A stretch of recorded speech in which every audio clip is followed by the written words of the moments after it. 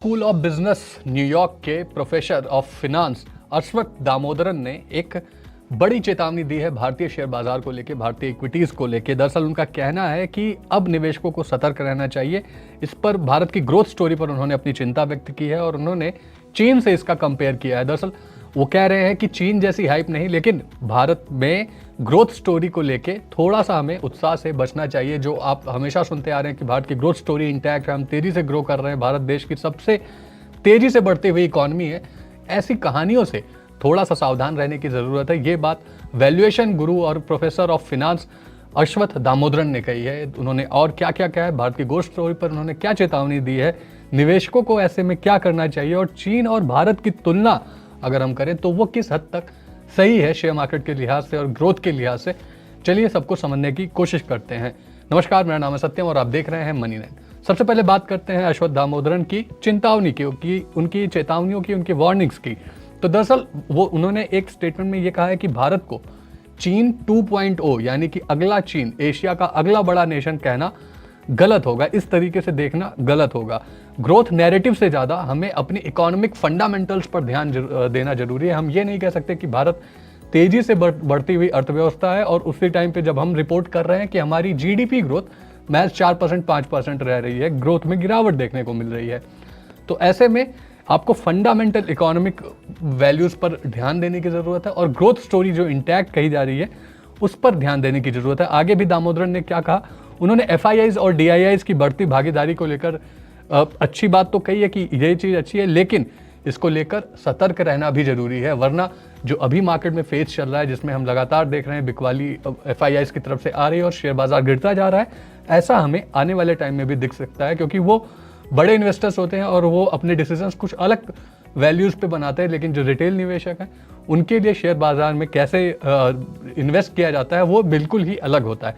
ऐसे में सिर्फ एफआईआईज और डीआईआईज का मजबूत होना इस बात का सबूत नहीं है कि भारत की ग्रोथ स्टोरी भी उतनी ही मजबूत है। हालांकि भारत की ग्रोथ स्टोरी को लेकर इन्होंने कुछ नेगेटिव टिप्पणी नहीं की है, लेकिन उन्होंने बोला है कि इसे ओवर हाइप करने की ज़रूरत नहीं है। लॉन्ग टर्म निवेशकों को इससे नुकसान हो सकता है। आप इंडिया की स्टोरी को आप ऐसे ओवर हाइप मत करिए, इसको इतना प्रोजेक्ट मत करिए कि कुछ भी हो भारत आगे बढ़ता जा रहा है, बढ़ता है। आपको उसकी प्रॉब्लम्स को एड्रेस करने की ज़रूरत है। सिर्फ नैरेटिव बिल्ड करने से ग्रोथ का मार्केट जो है वो नहीं चलता, क्योंकि जो इन्वेस्टर्स हैं, एफआईआईज और डीआईज हैं, वो आपकी असली कहानी पर इन्वेस्ट करते हैं, ना कि आपके द्वारा सेट किए गए नैरेटिव पे। और इसको समझने के लिए वैल्यूएशन पर ध्यान देना जरूरी है। लॉन्ग टर्म स्ट्रक्चरल ग्रोथ, जो अगेन फंडामेंटल इकोनॉमिक की हम बात कर रहे हैं, तो ऐसे में लॉन्ग टर्म स्ट्रक्चरल ग्रोथ पर फोकस करना बेहद जरूरी है। निवेशकों को इसके ऐसे में थोड़ा सा अलर्ट रहना चाहिए। कौन कौन सी सावधानियां निवेशकों को बरतनी चाहिए, इस पर भी अश्वथ दामोदरन ने कुछ टिप्पणी की है। उन्होंने कहा है कि भारत का जीडीपी ग्रोथ मजबूत है, लेकिन स्टॉक्स जो हैं अभी उनकी वैल्यूएशन बढ़े हुए हैं। ऐसे में fear of missing out, FOMO जिसे हम कहते हैं, उसके चक्कर में आप इन्वेस्ट ना करें। बिना रिसर्च किए कोई भी निवेश करने से का डिसीजन लेने से पहले रिसर्च जरूर करें। बिना रिसर्च के अगर आप निवेश करते हैं तो इससे आपका जोखिम बढ़ सकता है।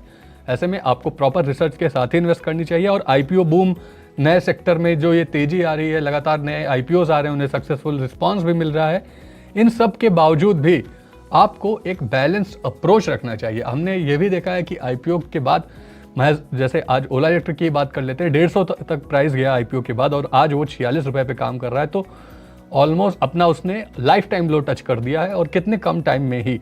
तो ऐसे में आईपीओ बूम और जो नए सेक्टर्स तेजी से फैल रहे हैं, जिसमें रिन्यूएबल एनर्जी स्पेस हो गया, डेटा सेंटर्स हो गए, इन सारी चीज़ों को लेके काफ़ी ज़्यादा चर्चाएं होती हैं, काफ़ी ज़्यादा नैरेटिव्स बनते हैं। उन सब के बीच में आपको एक बैलेंस अप्रोच रखनी जरूरी है। उन्होंने ये भी बोला कि अंतर्राष्ट्रीय जो निवेशक हैं, एफआईआईज हैं, उनके लिए भारत आकर्षक बना हुआ है, लेकिन लिक्विडिटी का रिस्क है। लिक्विडिटी का रिस्क हमारे बैंकिंग सिस्टम में भी है और वैल्यूएशन का रिस्क हमारे स्टॉक्स में है, जिसकी वजह से अभी फिलहाल एफआईआईज दूर जा रहे हैं।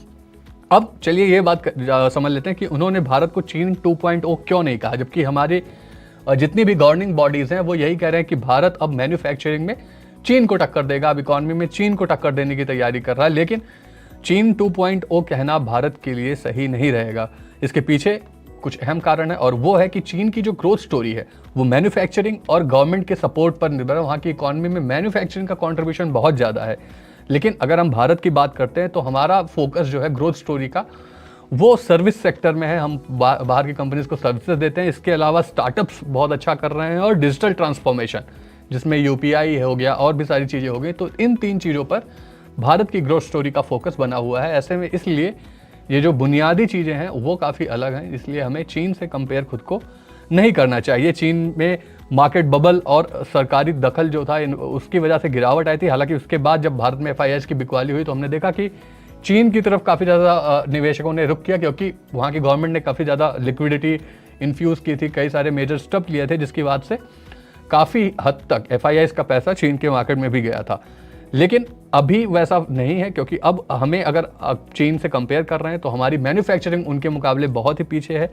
इस वजह से हमें अपने सर्विसेज सेक्टर जिसमें हम अच्छे हैं और स्टार्टअप्स और डिजिटल ट्रांसफॉर्मेशन, इन 3-4 चीज़ों पर फोकस करना चाहिए। आगे बढ़ने से पहले एक और चीज़ उन्होंने जो बोली कि भारत चीन से क्यों अलग है, उन्होंने बोला कि हमें अपनी ग्रोथ को ऑर्गेनिक बनाए रखने की ज़रूरत है।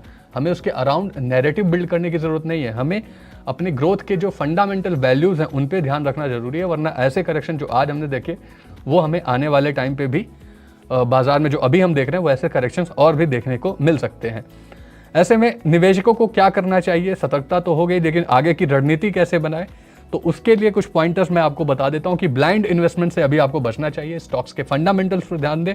वैल्यूएशन, जैसे कि इतनी करेक्शन के बाद भी निफ्टी 50 जो यानी कि 50 दिग्गज कंपनीज है उनकी वैल्यूएशन का कंसर्न काफ़ी हद तक खत्म हो गया है, लेकिन जो स्मॉल कैप और मिड कैप की कंपनीज है वहाँ पर वैल्यूएशन अभी भी हाई बने हुए हैं। तो इन सारी चीज़ों को ध्यान में रखिए, इनसे बचिए। क्वालिटी कंपनियों और लॉन्ग टर्म ग्रोथ पर फोकस करिए। मार्केट वैल्यूएशन जब ज़्यादा हो तो ऐसे में आपको सिप के जरिए इन्वेस्ट करना चाहिए और कभी भी आपको एक साथ इन्वेस्टमेंट नहीं करना चाहिए। एक स्टैगर्ड इन्वेस्टमेंट की रणनीति बनाइए। इसके अलावा एफआईआईज फ्लो और ग्लोबल इकोनॉमिक इंडिकेटर्स, इन सारी बातों पर ध्यान रखिए। FIIs flow in the sense कि कौन से सेक्टर में एफआईआईज खरीद रहे हैं, कौन से सेक्टर से वो बच रहे हैं, तो इससे काफ़ी हद तक आइडिया लगता है कि वो किस सेक्टर में आने वाले समय में अगली रैली हम देख सकते हैं। क्योंकि जाहिर सी बात है एफआईआईज एक बड़े निवेशक होते हैं और वो पूरी रिसर्च के साथ अपनी पोजीशन बनाते हैं। तो ये सारे कुछ इंपॉर्टेंट पॉइंट्स हैं जो रिटेल निवेशकों को ध्यान रखना